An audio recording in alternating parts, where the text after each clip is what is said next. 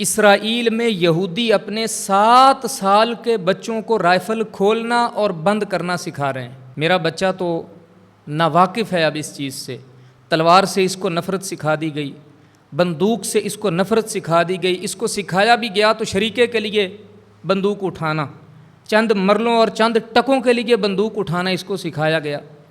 मेरे मुआशरे ने एक नौजवान जो जिसकी कुदसी तबीयत होनी थी, जिसके नाम के डंके आसमानों पे बजने थे, जिस पे फरिश्तों ने फ़ख्र करना था, आज वो इतनी ज़िल्लत की ज़िंदगी गुजारता है कि वो राइफ़ल बंदूक भी पकड़ता है तो अपने किसी मफाद के लिए पकड़ता है। जिसने अल्लाह के नाम की सल्तनतें फ़तह करनी थी और अल्लाह के नाम के झंडे लहराने थे दुनिया पर, उसकी सोच का धारा ही बदल के रख दिया गया।